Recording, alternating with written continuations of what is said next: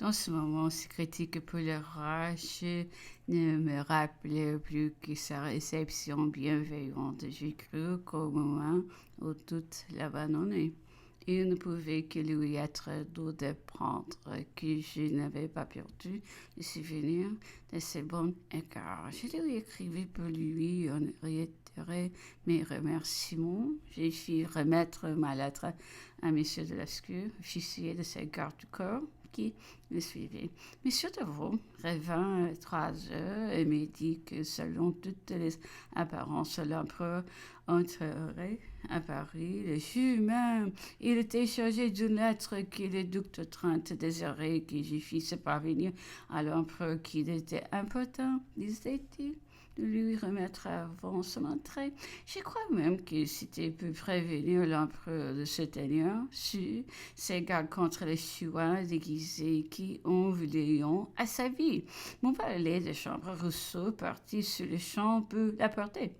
Rien ne m'étonna plus amoureux chez moi qui de voir sur les boulevards tous les marchands occupés à retourner ou décrocher leurs insignes.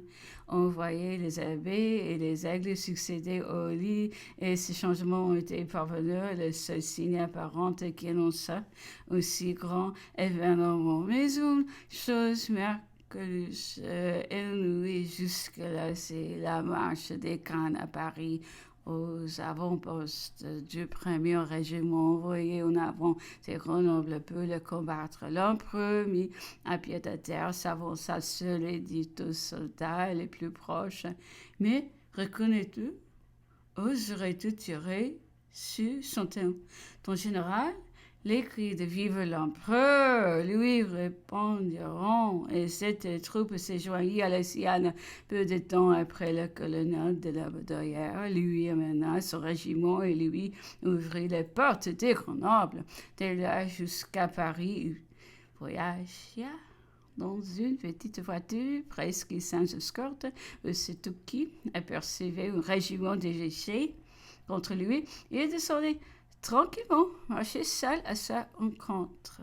Et c'est passé. Elle est passée. On aurait vu comme il le faisait autrefois, cette assurance les subjuguer d'abord. De l'étonnement, ils passeront à l'enthousiasme.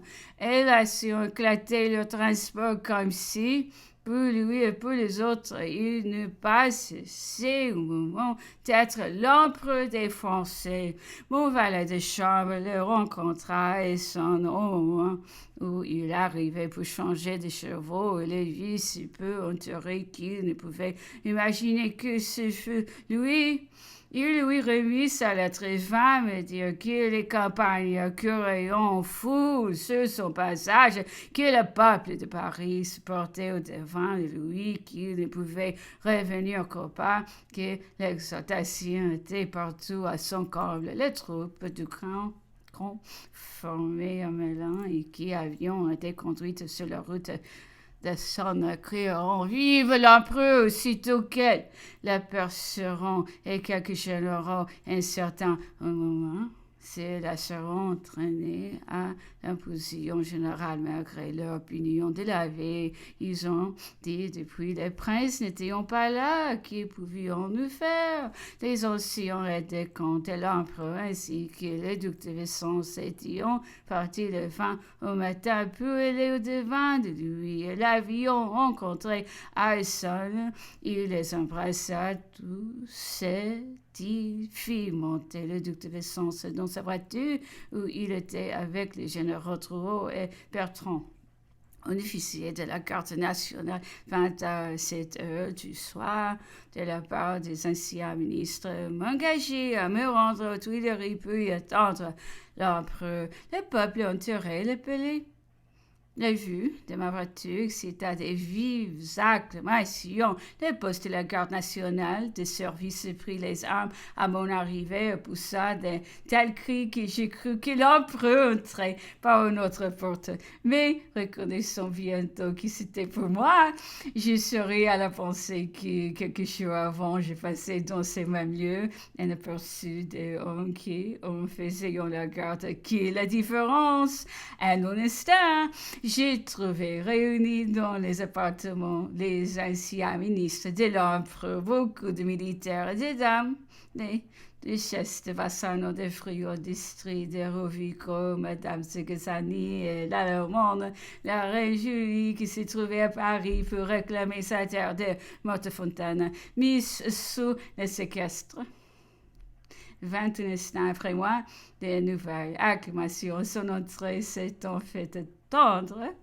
Encore, que c'était l'enfant. Il faisait déjà nuit. La foule s'était retirée. On ne l'attendait plus. S'il aurait mis son entrée au lendemain, son triomphe était complet.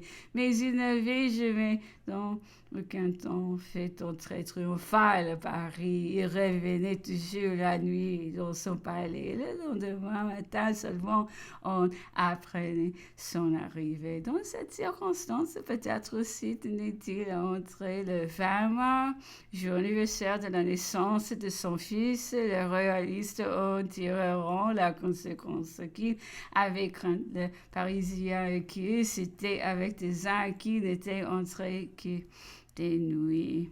Enfin, il arriva dans le cul des Tuileries à 9 heures du soir, le 20e jour après son débarquement, sans avoir rencontré aucune résistance.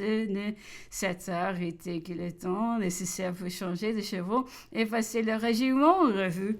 Sa voiture s'arrêta à l'escalier de son appartement ordinaire. Nous allions devant de lui et dans ce moment, il courut un véritable danger. Tout le monde se précipitant sur lui dans une ivresse difficile à exprimer. Nous n'eûmes que le temps de nous retirer de crainte d'être étouffés et au même moment, nous les vîmes enlevés par Mivre à apporter un triomphe jusqu'à dans ses appartements. Il n'avait en arrivant auprès de sa voiture que deux de ses anciens aidants qui étaient allés à sa rencontre. Les autres vinrent successivement.